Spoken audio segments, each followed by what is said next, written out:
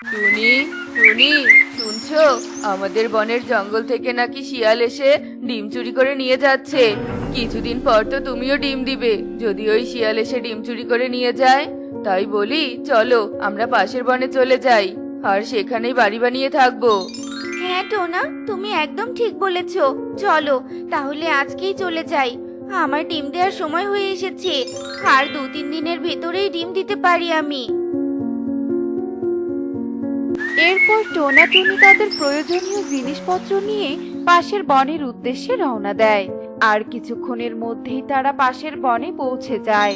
টুনি, আমরা এই গাছেই ঘর বানাবো। এই গাছটা অনেক মোটা আছে, তাই এখানে ঘর বানালে সহজে ভেঙে যাবে না। হ্যাঁ টোনা, তুমি একদম ঠিক কথা বলেছো।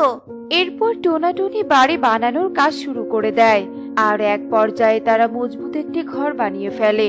আর তখনই পুকুর থেকে একটি জলপরী উঠে আসে। তোমাদের এত বড় সাহস! আমার অনুমতি না নিয়ে তোমরা পুকুর পাড়ের গাছে ঘর বানিয়েছো? এক্ষুনি এই ঘর নিয়ে এখান থেকে চলে যাও, চলে যাও বলছি। তুমি এক জলপরী, তোমার স্থান শুধু পানিতে। তো আমরা গাছের উপর ঘর বানিয়ে তোমার তো কোনো ক্ষতি করিনি, আর আমরা কষ্ট করে ঘর বানিয়েছি, তাই এই ঘর ভাঙতে পারবো না। তোমাদের ভালোর জন্য বলছি, তোমরা তাড়াতাড়ি এখান থেকে চলে যাও, নয়তো সর্বনাশ হয়ে যাবে। এ কথা বলে জলপরী ডুব দিয়ে পানি নিচে চলে যায়। আর জলপরীর মুখে এমন কথা শুনে টুনি ভীষণ ভয় পেয়ে যায়।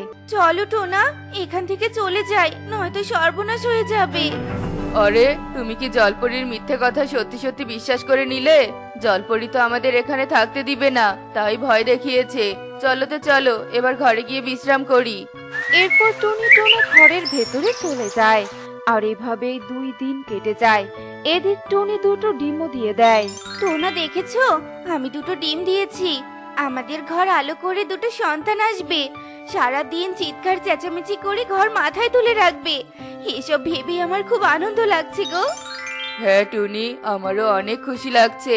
তবে ছানারা বের হলে আমরা কি খেতে দিব বলো? ঘরে তো কোনো খাবারই নেই। চলো আমরা কিছু দানা খুঁজে নিয়ে আসি। আচ্ছা ঠিক আছে, চলো। এরপর টোনা টুনি দানা খুঁজতে চলে যায়। আর তখনই সেখানে ডাইনি চলে আসে। আমি বনের বাড়ি থেকে আসতে না আসতেই আবারও একটা শিকারের পথ খুঁজে পেলাম। ঘরটা বড়ই দেখা যাচ্ছে, মনে হচ্ছে ঘরের ভিতরে কয়েকটা পাখি আছে। যাই, পাখিগুলোকে খেয়ে আসি।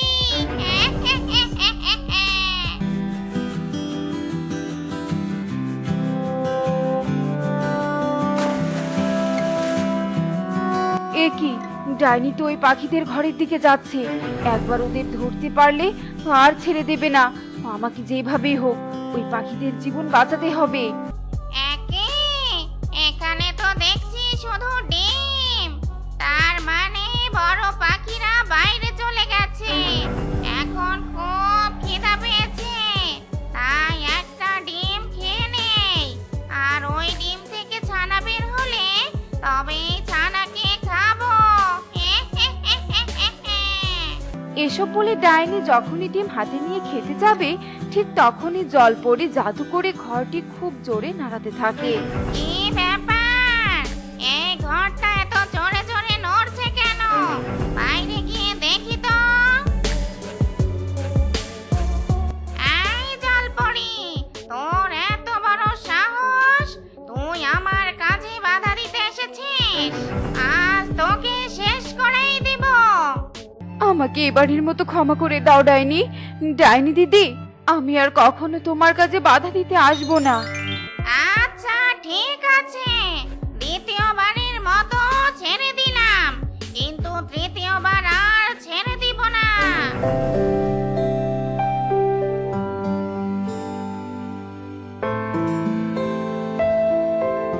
এ কি টোনা, আমাদের 2টো ডিমের জায়গায় শুধু একটা ডিম দেখা যাচ্ছে কেন? আর একটা ডিম কোথায় গেল?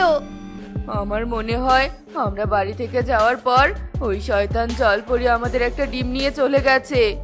বাইরে চলো টোনা, বাইরে চলো, আর জলপরীকে বলবো সে কেন আমাদের ডিম চুরি করলো। জলপরি, জলপরি, তাড়াতাড়ি পানির উপরে উঠে এসো। আমি জানি তোমরা আমাকে কেন ডাকছো, কিন্তু এখানে আমার কিছু করার নেই। আমি তো আগেই তোমাদের সতর্ক করেছিলাম, কিন্তু তোমরা আমার কোনো কথাই শোনোনি। তাই বলে তুমি আমাদের ডিম চুরি করবে? আমরা এই গাছে বাড়ি বানিয়ে তোমার কি এমন ক্ষতি করেছি যে তুমি আমাদের এত বড় ক্ষতি করলে? তোমার মতো খারাপ জলপরি আমি কখনো দেখিনি। তোমার কখনো ভালো হবে না, কখনো না। তোমরা বিশ্বাস করো আমি তোমাদের ডিম চুরি করিনি। কি বিশ্বাস করব? সেটা আবার তোমার মতো খারাপ জলপরীকে? কখনোই না। আমরা 2-1 দিনের মধ্যে এখান থেকে চলে যাব, তখন তো তুমি খুশি হবে। এসব বলে টোনাটুনি সেখান থেকে চলে যায়, আর জলপরি ডাইনির ভয়ে কিছু না বলে মন খারাপ করে পানির নিচে চলে যায়। এভাবেই 2 দিন কেটে যায়। 2 দিন পর টুনির ডিম থেকে ফুটফুটে একটি মেয়ে ছানার জন্ম হয়। টুনি, আমাদের ডিম থেকে তো ছানা বেরিয়েছে, এখন ডিম ভেঙে যাওয়ার কোনো ভয় নেই। এবার চলো অন্য কোথাও গিয়ে একটা ঘর বানিয়ে ফেলি। হ্যাঁ টোনা, চলো। তবে ছানাকে ঘরে রেখে ভালো করে দরজাটা লাগিয়ে যেতে হবে, নয়তো ওই জলপরি ছানার আবার ক্ষতি করতে পারে।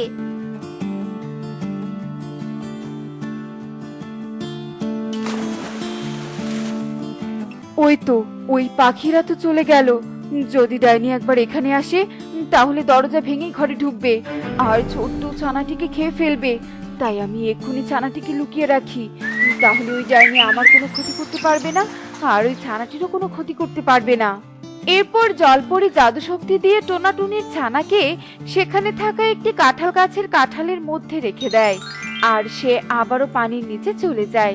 এভাবেই বেশ কিছুক্ষণ কেটে যায়, আর কিছুক্ষণ পর টোনাটুনি বাড়ি ফিরে আসে। এ কি টোনা, আজ দেখছি আমাদের ছানাও ঘরে নেই। একটা মাত্র ছানা ছিল, শয়তান জলপরি ছানাটাকেও চুরি করে নিয়ে গেল। কেঁদো না টুনি, কেঁদো না। চলো এবার ওই শয়তান জলপরীকে শাস্তি দিব, তাহলে জলপরীর উচিত শিক্ষা হবে। কিন্তু কিন্তু কিভাবে শাস্তি দিবে? কোনোভাবে মিল দিয়ে জলপরীকে পুকুরের ধারে নিয়ে আসবো, আর তারপর জাল ফেলে ওকে ধরে ইচ্ছে মতো মারবো। হ্যাঁ টোনা, তাই করব। আমাদের ছানা চুরির শাস্তি জলপরীকে পেতেই হবে। জলপরি, ও জলপরি, শুনতে পাচ্ছো? তোমরা বাড়িতে এসেছো আর এখন তোমাদের ছানাকে খুঁজছো, তাই না? ছানার কথা পরে বলছি, আগে আমার কাছে এসো, তোমাকে একটা গুরুত্বপূর্ণ কথা বলবো। এরপর জলপরি যেই না টুনির কাছে আসে, আর তখনই টোনা সেখানে এসে জলপরি শরীরের উপর জাল ফেলে দেয়। এ কি, তোমরা আবার উপর জাল ফেললে কেন? ছেড়ে দাও, আমাকে ছেড়ে দাও বলছি। শয়তান জলপরী, তোকে ছেড়ে দিব? তুই আমাদের ডিম আর আমাদের ছানা চুরি করেছিস, এবার তোকে জের শাস্তি দিয়েই ছাড়বো। এ কি, তোমরা এভাবে জলপরীকে জালে বন্দি করে রেখেছো কেন? এই জলপরী আমাদের ছানাকে চুরি করেছে, তাই একে বন্দি করেছি। আমার তো বিশ্বাসই হচ্ছে না যে জলপরি কারো ক্ষতি করতে পারে। কারো ক্ষতি হবে বলে জলপরি সবাইকে এই গাছ থেকে তাড়িয়ে দেয়, কারণ এখানে এক ডাইনি আসে আর এই গাছে কাউকে পেলে তাকেই খেয়ে ফেলে। তুমি কি বলছো এসব? এর আগে আমাদের ডিমও তো এই জলপরী চুরি করেছে। না, আমি তোমার ডিম আর ছানা চুরি করিনি, ডাইনি তোমাদের ডিম চুরি করেছে। তারপর জলপরি টোনাটুনিকে সব কথা খুলে বলে। আচ্ছা, ওই ডাইনি যখন এখানে বাড়ি বানালে সবাইকে খেয়ে ফেলে, তাহলে এই বনের কেউ ডাইনিকে মারছে না কেন? ওই ডাইনিকে মারতে গিয়ে নিজে মরবো নাকি? তাহলে তোমরা বলো ওই ডাইনিকে কিভাবে মারতে পারবো? আমি ওকে মেরে ফেলবো। ডাইনি তোমাদের সামনে আসলে শুধু তোমরা ডাইনির চুলে হাত দিবে, তাই ডাইনি পুড়ে ছাই হয়ে যাবে। এই সাহস যদি তোমার থাকে তবেই তুমি ডাইনিকে মারতে পারবে। এই জলপরি, পাখিদের নিয়ে ভালোই তো সমাবেশ করছিস, কিন্তু সমাবেশ করে কোনো লাভ নেই। আমি এক্ষুনি সব পাখিকে খেয়ে ফেলছি। এ কথা বলে ডাইনি যেই না টুনির দিকে এগোতে থাকে, আর তখনই টোনা উড়ে গিয়ে ডাইনির চুল টেনে ধরে, আর সাথে সাথে ডাইনির শরীরে আগুন লেগে যায়। ওরে বাবা রে, ওরে মা রে, আমার শরীর জ্বলে গেল রে, জ্বলে গেল।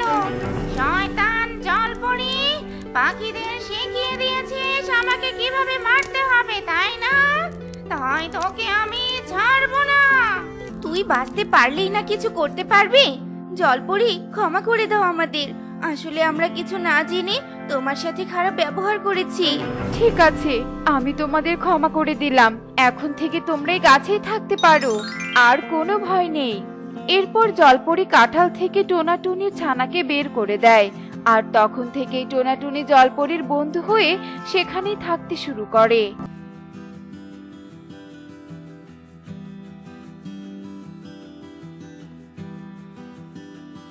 মন্ত্রী, আজকে বনের কি খবর শুনেছো?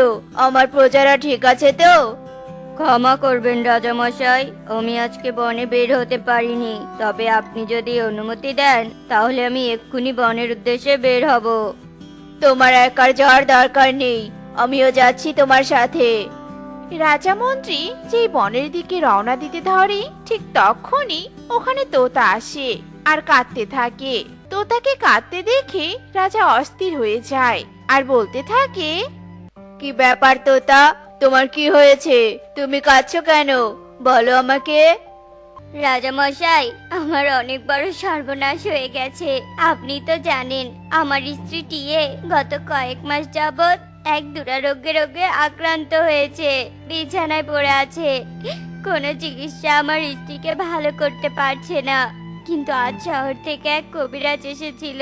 সেই কবিরাজ আমার স্ত্রীকে দেখে বলেছে পৃথিবীর সব থেকে বড় ফুলকপি আমার স্ত্রীকে রান্না করে খাওয়ালে টিয়ে ভালো হয়ে যাবে।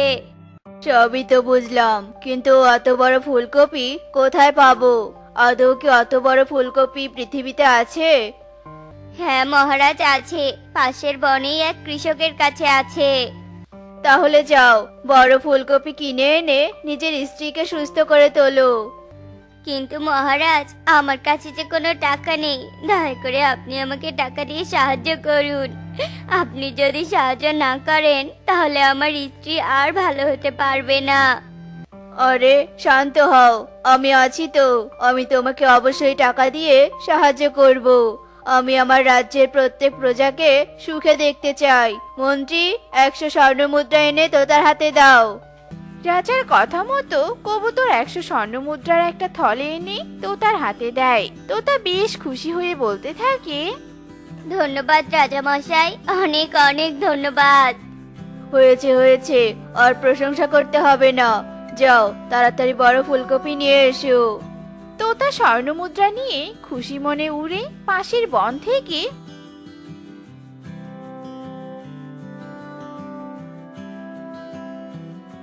বড় ফুলকপি কিনে এনে সেই বড় ফুলকপি রান্না করে টিয়েকে খাওয়ায়, আর টিয়েও সুস্থ হয়ে ওঠে।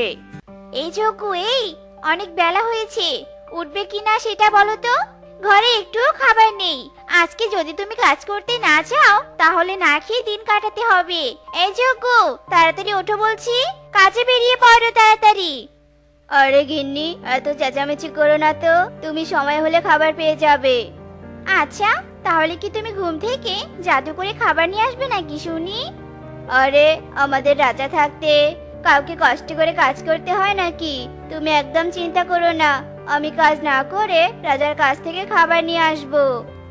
আরে ঠিকই তো, আমাদের রাজা তো অনেক দয়ালু। এটা তো আমি ভুলেই গিয়েছিলাম। যাও যাও, তাড়াতাড়ি রাজপ্রাসাদে যাও। কণিকার কথা মতো যজ্ঞ রাজপ্রাসাদের দিকে উঠতে থাকে, আর কিছুক্ষণের মধ্যেই যজ্ঞ প্রাসাদে আসে, আর ইনিয়ে বিনিয়ে রাজাকে মিথ্যে কথা বলে রাজার কাছ থেকে খাবার নিয়ে বাড়িতে ফিরে আসে। এভাবে সব প্রজারা রাজার সাহায্য নিয়ে চলতে থাকে। আর দিন যত পেরোতে থাকে বনের পাখিরা অলস হয়ে রাজার উপর নির্ভরশীল হয়ে পড়ে। একদিন রাজার কাছে মন্ত্রী কবুতর অস্থির হয়ে উড়ে আসে। কি ব্যাপার মন্ত্রী, তোমাকে এত অস্থির দেখাচ্ছে কেন? কি হয়েছে বনে? বলো আমায়, আমাকে খুলে বলো। সর্বনাশ হয়েছে মহারাজ, পাশের বনের রাজ্যের রাজারা আমাদের রাজ্য আক্রমণ করার জন্য প্রস্তুতি নিচ্ছে। ওরা যে কোনো সময় আমাদের রাজ্যে আক্রমণ চালাতে পারে। না না, এ হতে পারে না। মন্ত্রী, তুমি প্রজাদের যুদ্ধের জন্য প্রস্তুত হতে বলো। রাজামশাই, আপনার প্রজারা আপনার উপর নির্ভরশীল।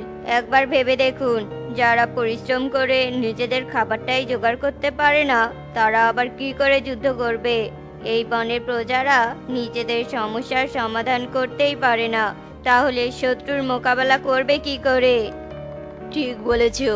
শত্রুর মোকাবেলা করতে হলে আগে আমার প্রজাদের তাদের সমস্যা সম্পর্কে সচেতন করতে হবে। কিন্তু কি করে সচেতন করব? কি করে? মন্ত্রী, আমি একটা বুদ্ধি পেয়েছি। এবার রাজ্যের সব প্রজারা তাদের সমস্যা সমাধান নিজেরাই করবে। কি বুদ্ধি মহারাজ? বলুন, আমাকে সব খুলে বলুন। মন্ত্রী, তাড়াতাড়ি বনে যাও আর আমার বুদ্ধি মতো সব পাখিদের ডেকে নিয়ে আসো।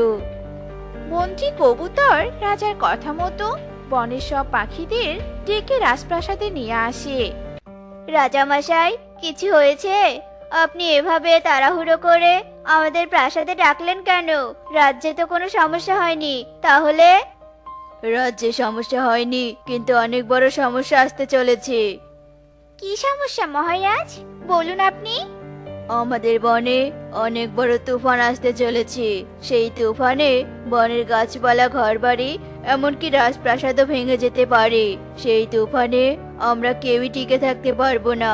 তুফান আসার আগেই আমাদের নিরাপদ স্থানে যেতে হবে।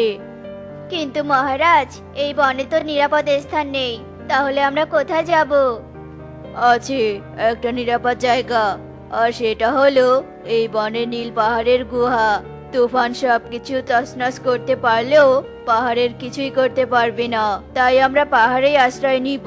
তাই আজ থেকে আমাদের সবার সঞ্চিত খাবার পাহাড়ের গুহায় রেখে আসব, যাতে তুফান আসলে গুহায় আমাদের খাবারের অভাব না হয়।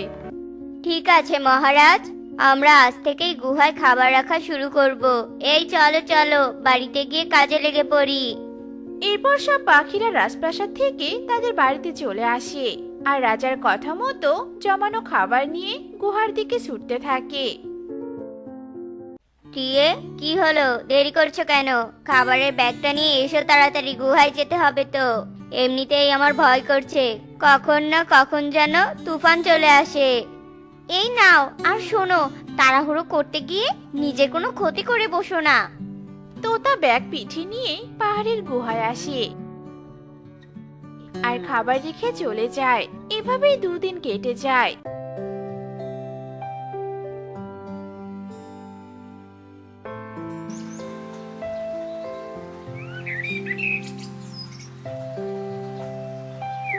একদিন রাজা মন্ত্রীকে বলতে থাকে, মন্ত্রী, ওইদিকে কি খবর? পাখিরা খাবার রাখছে তো ঠিক মতো?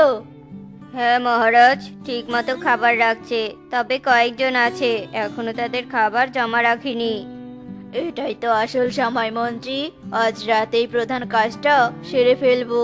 আর হ্যাঁ শোন, পাহাড়ের নিচে পুরস্কারও রেখে দিব কিন্তু। ঠিক আছে মহারাজ, আপনি চিন্তা করবেন না, আমি এখন আসি। এই বলে কবুতর চলে যায়। এভাবেই রাত পেরিয়ে দিনের আলো ফুটে ওঠে।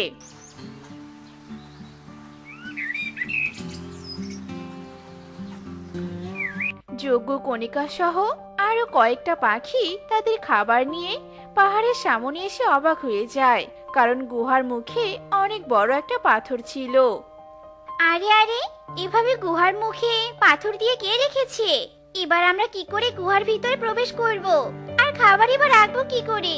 এদিকে তো তুফান আসার সময় হয়ে গিয়েছে।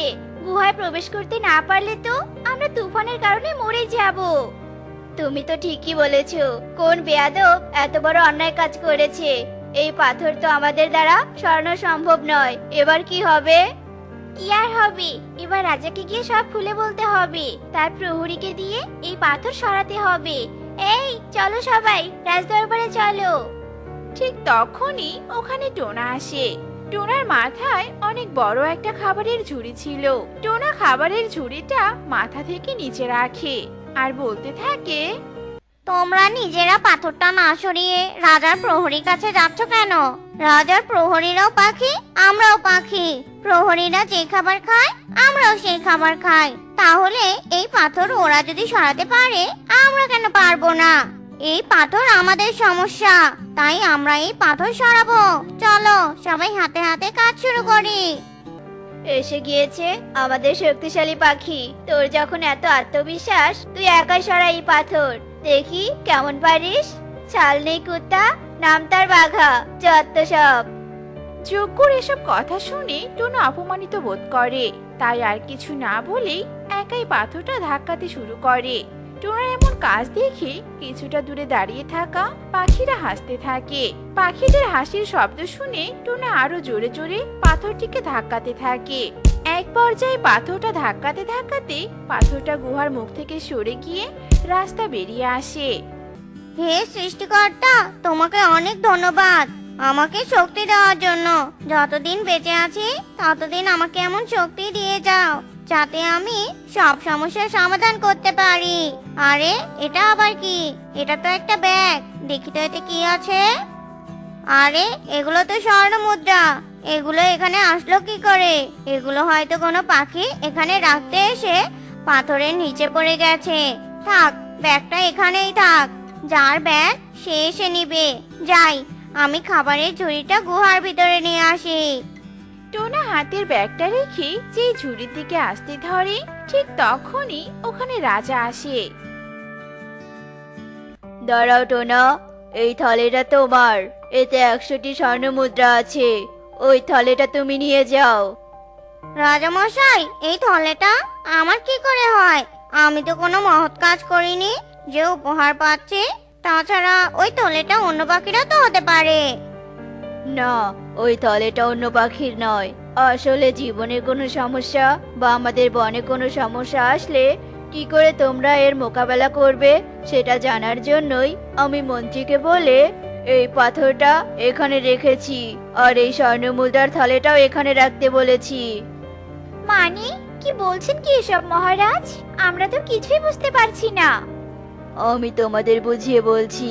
পাশের রাজ্যের রাজারা কোনোভাবে জেনে গিয়েছে যে তোমরা সবাই আমার উপর নির্ভরশীল, তাই ওরা এই রাজ্য আক্রমণ করতে প্রস্তুতি নিচ্ছিল।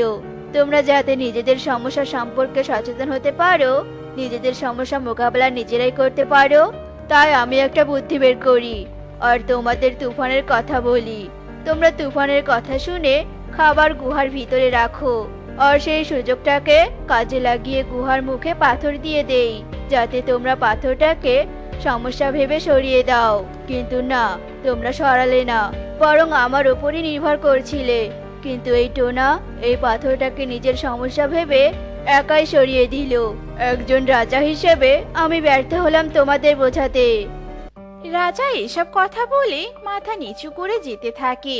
ঠিক তখনই কণিকা বলতে থাকে, না রাজা মশাই, আপনি ব্যর্থ নন, আপনি সফল। আমরা সবাই বুঝতে পেরেছি যে জীবনে আসা সমস্যা নামক পাথরটিকে নিজে থেকে না সরালে কেউ এসে সরিয়ে দিবে না। আজ থেকে আমরা সবাই কঠোর পরিশ্রম করব, নিজের পায়ে নির্ভরশীল হব, আর শত্রুপক্ষের সঙ্গেও লড়বো। আমি অনেক খুশি আজ। এবার তোমরা নিজেদের খাবার নিয়ে বাড়িতে যাও। টোনা, তুমি স্বর্ণ মুদ্রার থলেটা নিয়ে যাও, কারণ তুমি বিজয়ী হয়েছো। রাজার কথা মতো সবাই গুহা থেকে খাবার নিয়ে বাড়িতে চলে আসে। কিরে টোনা, ভালোই তো ধান চাষ করেছিস, ভালোই লাভ হবে এবার তোর দেখিস। হ্যাঁ, আর লাভ? ধানের তো লাভই নেই মিঠু দাদা। লাভের থেকে চাষাবাদের খরচাপাতি তো বেশি। ভাবছি ওসব চাষাবাদ বাদ দিয়ে অন্য কাজ করব। তুই অন্য কাজ করতে চাস? তবে এই বন ছেড়ে অন্য বনে চলে যাস। এই বনে তেমন কোনো কাজ নেই। অন্য বনে গেলে ভালো কাজ পাবি, ভালো টাকাও পাবি। যা বললাম ভেবে দেখ। এবার তাহলে আসি আমি রে। মিঠু দাদা তো কথাটা মন্দ বলেনি। যাই, বাড়িতে গিয়ে মায়ের সাথে এই বিষয়ে পরামর্শ করি। টাকা কামানোর জন্য কোনো সুযোগই আমি হাতছাড়া করব না। এসব কথা বলে টোনা জমির কাজ ফেলে বাড়িতে যায়, আর বাড়িতে গিয়ে তার বৃদ্ধা মা মিনু টুনটুনির সাথে কথা বলতে থাকে। তা বাবা, তুই ভালো করে ভেবে দেখেছিস তো হঠাৎ করে অচেনা জায়গায় গিয়ে কি কাজ করবি? আর আমি বা তোকে ছেড়ে কি করে একা থাকবো? বাবা টোনা আমার, তুই বরং বনে চাষাবাদ কর, যা টাকা পাবি তাতে আমাদের সংসার চলবে। আহা মা, আমার জন্য কোনো চিন্তা করো না। তুমি কি চাও না আমি অনেক টাকা পয়সার মালিক হই? তুমি তো জানো মা, তোমার ছেলে কত পরিশ্রম করতে ভালোবাসে। অন্য বনে গিয়ে ঠিক কাজ জুগিয়ে নিব। তুমি শুধু আমাকে যাওয়ার অনুমতি দাও মা। ঠিক আছে বাবা, এত করে যখন বলছিস, যা তুই অন্য বনে গিয়ে রোজগার কর। পরিশ্রমের কারণে যদি তোর উন্নতি হয় তাতে আমার কোনো আপত্তি নেই রে বাবা। মা, আমি জানতাম মা তুমি রাজি হবে। আমি তো জানি তুমি আমার কতটা ভালো চাও। তাহলে আমি কাল সকালে বেরিয়ে পড়বো অন্য বনের উদ্দেশ্যে, কেমন? এখন একটু বিশ্রাম করে নেই। এই কথা বলে টোনা তার খড়কুটো দিয়ে বানানো বিছানায় শুয়ে পড়ে। এভাবে সেই দিনটি কেটে যায়।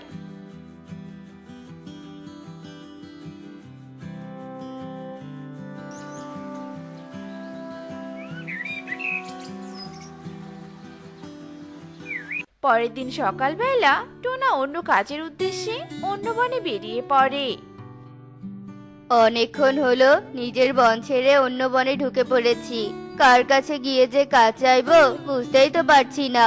ওই তো নিচে একটা চায়ের স্টল দেখা যাচ্ছে, যাই ওখানে গিয়ে কাজের খোঁজ করি, দেখি কেউ কাজ দেয় কিনা।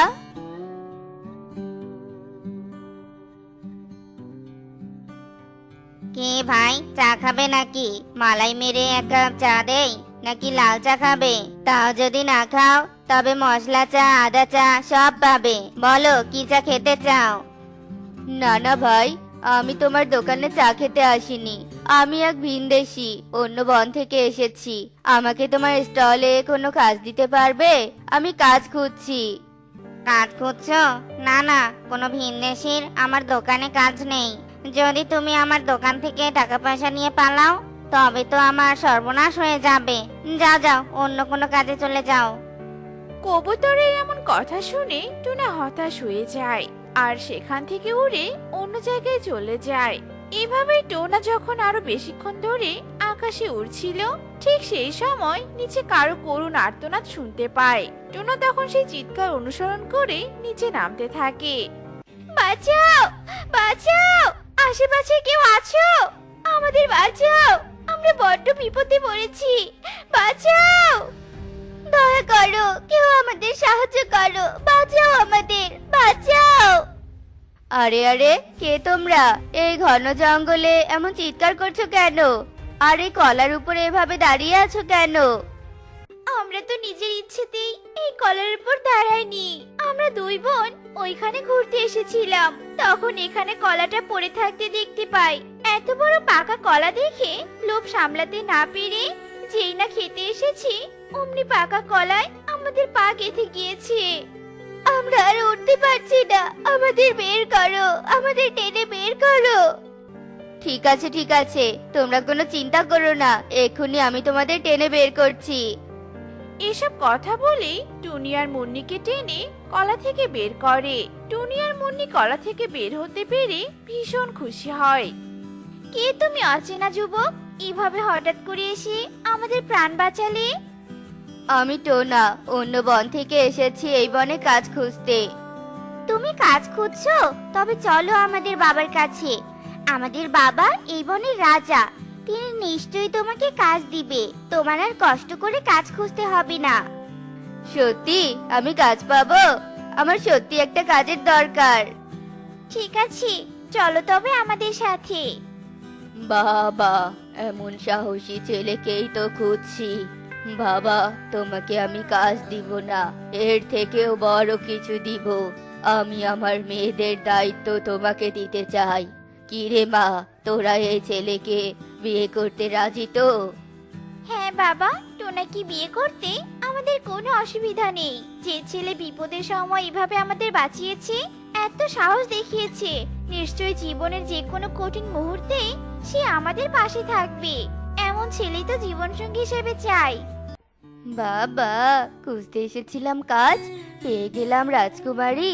এই রাজকুমারীদের বিয়ে করলে নিশ্চয়ই রাজা আরো দামি কিছু দিবে। বিনা পরিশ্রমে সুখে থাকার সুযোগ পেয়ে যাব। কি টোনা, তুমি রাজি তো আমার মেয়েদেরকে বিয়ে করার জন্য? হ্যাঁ হ্যাঁ, আমি রাজি রাজি। আমাকে যখন আপনাদের এতই পছন্দ হয়েছে, তবে আর আমার কোনো আপত্তি নেই। টোনার কথা শুনে রাজা রাজু টোনা ভীষণ খুশি হয় আর তার দুই মেয়ের সাথে টোনার মহা ধুমধামে বিয়ে দেয়। এরপর টোনাকে অনেক সোনাদানা টাকা পয়সা উপহার সামগ্রী দিয়ে ভরিয়ে দেয়। আর তারপর সেই উপহার সামগ্রী আর তার দুই বউকে নিয়ে টোনা নিজের বনে ফিরে আসে। এ কি রে বাবা, তুই গেলি অন্য বনে কাজ খুঁজতে, আর তুই কিনা কাজ না করে রাজকুমারী বিয়ে করে নিয়ে এলি। আমরা গরিব পাখি, এই ভাঙা ঘরে বউরা থাকবে কি করে? মা, আমরা রাজার মেয়ে হলেও আমাদের মনে কোনো অহংকার নেই। আমরা আপনার ছেলের ভালো মন দেখেই বিয়ে করেছি, সম্পদ দেখে নয়। আর আপনার ছেলে নাকি অনেক পরিশ্রমী, আশা করছি আমাদের সুখেই রাখবে। দেখেছো মা তোমার বৌমাদের কথা, আর তুমি অযথাই সবকিছু নিয়ে চিন্তা করো। আয় মা, আমার বুকে আয় তোরা। তোদের বৌমা হিসেবে পেয়ে আমি ধন্য হয়ে গিয়েছি। আয় মা, আমার বুকে আয়। মিনুর এসব কথা শুনে টুনি আর মুন্নি মিনুর কাছে যায় আর মিনু তার দুই বৌমাকে খুশিতে জড়িয়ে ধরে। এভাবে সেই দিনটি কেটে যায়।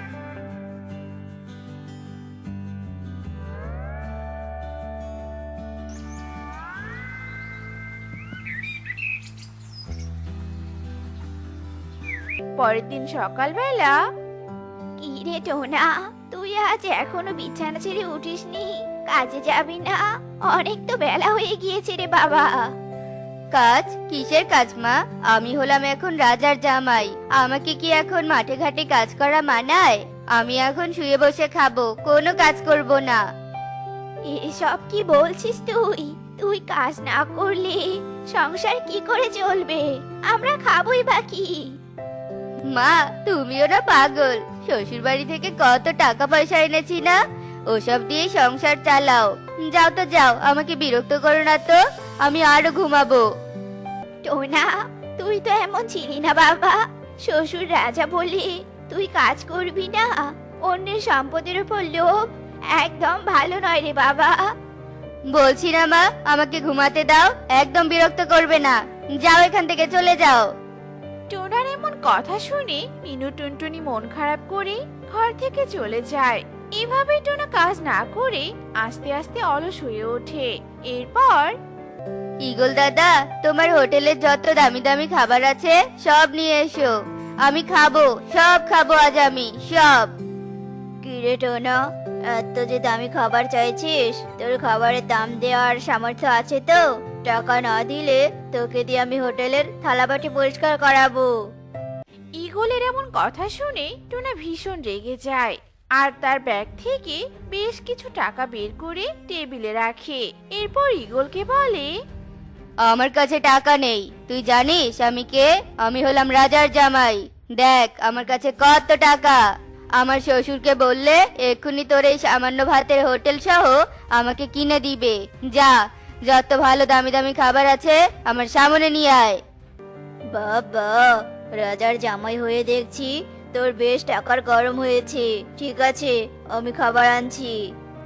এরপর ঈগল টোনার জন্য দামি দামি খাবার আনে। সেগুলো টোনা প্রাণ ভরে খেতে থাকে। এরপর টোনা খাবার খেয়ে ভাতের হোটেল থেকে চলে যায়। হ্যাঁ গো, সামনে তো বর্ষাকাল আসছে। বিয়ের সময় বাবা যা উপহার সামগ্রী দিয়েছিল সবই তো শেষ। এদিকে তো ঘরেও ফাটল ধরেছে। ঘর ঠিক করবে না? তা না হলে তো বৃষ্টিতে ভিজতে হবে। ঘর কেন আমি ঠিক করব? তোমার বাবা তো রাজা, তার জামাইয়ের জন্য একটা নতুন ঘর দিতে পারবে না? যাও বাপের বাড়ি থেকে ঘর নিয়ে এসো। আরে, এসব তুমি কি বলছো গো? আমরা বাবা রাজপ্রাসাদ ছেড়ে তোমার কুড়ে ঘরে এসে উঠেছি।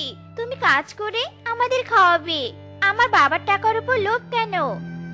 আমি তো বিয়ে করেছি তোর বাবার টাকা পয়সা খাওয়ার জন্যই। শ্বশুর রাজা হলে জামাই কেন পরিশ্রম করবে? তোরা বাপের রাজ্য থেকে টাকা আনবি আর আমাকে দিবি। ছি টোনা, ছি। আমরা তোমাকে কত ভালো মনে বিয়ে করেছি। সবার মুখে শুনেছি তুমি কত পরিশ্রমী। আমরা কিছুতেই বাবার কাছ থেকে টাকা চাইবো না। তুমি আমাদের কাজ করে খাওয়াবে। মুন্নির এমন কথা শুনে টোনা ভীষণ রেগে যায় আর মুন্নি টুনিকে ভীষণ মারতে থাকে। আহ টোনা, আমাকে মেরো না, মেরো না, লাগছে টোনা। আহ বল, তোরা তোর রাজা বাপের কাছ থেকে আমাকে টাকা পয়সা এনে দিবি কিনা বল, তা না হলে আজ তোদের মারতে মারতে মেরেই ফেলবো। টোনা যখন মুন্নি আর টুনিকে মারছিল, ঠিক তখনই রাজা রাজু টোনা তার মেয়েদের দেখতে টোনার বাড়িতে আসে। এসব কি হচ্ছে এখানে? টোনা, তোমার এত বড় সাহস, আমার মেয়েদের মারছো তুমি? এই সাহস তুমি কোথায় পেয়েছো? আরে শ্বশুর বাবা, আপনি আমার বাড়িতে এ সময় এখন? মানে ইয়ে মানে, এই তোমার ভালো মনের পরিচয়? ছি ছি ছি ছি, দরজা দিয়ে ঢোকার সময় তো সব শুনতে পেয়েছি আমি। তুমি টাকার লোভে আমার মেয়েদের বিয়ে করেছো। তোমাকে এক্ষুনি আমি বন্দি করব। না বাবা না, তুমি টোনাকে বন্দি করো না। আমরা টোনাকে ছাড়া থাকতে পারবো না। টোনাকে আমরা অনেক ভালোবাসি বাবা। তুমি ওকে বন্দি করলে আমরা কি নিয়ে থাকবো? এই টোনাকে তোরা ভালোবাসিস, যে কিনা ভালোর মুখোশ পরে তোদের বিয়ে করেছে, এখন শ্বশুরের টাকার লোভে অলস হয়ে উঠেছে। টোনা, একটা কথা মনে রেখো, পরিশ্রম না করে বসে খেলে রাজার ভান্ডারও ফুরিয়ে যায়। ক্ষমা করুন বাবা, আমাকে ক্ষমা করুন। আমি আমার ভুল বুঝতে পেরেছি। আসলে হঠাৎ করে একসাথে এত কিছু পেয়ে গিয়ে আমি তার মর্ম বুঝতে পারিনি, তাই এত বেপরোয়া হয়ে উঠেছিলাম। শ্বশুর মশাই, আপনি ঠিকই বলেছেন, বসে খেলে রাজার ভান্ডারও ফুরিয়ে যায়। আমি আমার মন থেকে অলসতা ঝেড়ে ফেলে আবার পরিশ্রম করব। ঠিক আছে, এবারের মতো তাহলে বাবা জীবন, তোমাকে আমি ছেড়ে দিলাম। পরের বার আবার এমন করলে কিন্তু আর ছাড়বো না। না না, আর এমন কিছু করব না আমি শ্বশুর মশাই। শ্বশুরের কারাগারে থাকার চাইতে পরিশ্রম করা অনেক ভালো। পরিশ্রমী শ্বশুরের শাস্তি থেকে বাঁচার মূল হাতিয়ার। টোনার এমন কথা শুনে সবাই হেসে ওঠে, আর সবার হাসা দেখে টোনাও হাসতে থাকে। তো বন্ধুরা, আমাদের আজকের গল্পটি তোমাদের কাছে কেমন লেগেছে তা কমেন্টে জানাতে ভুলো না কিন্তু।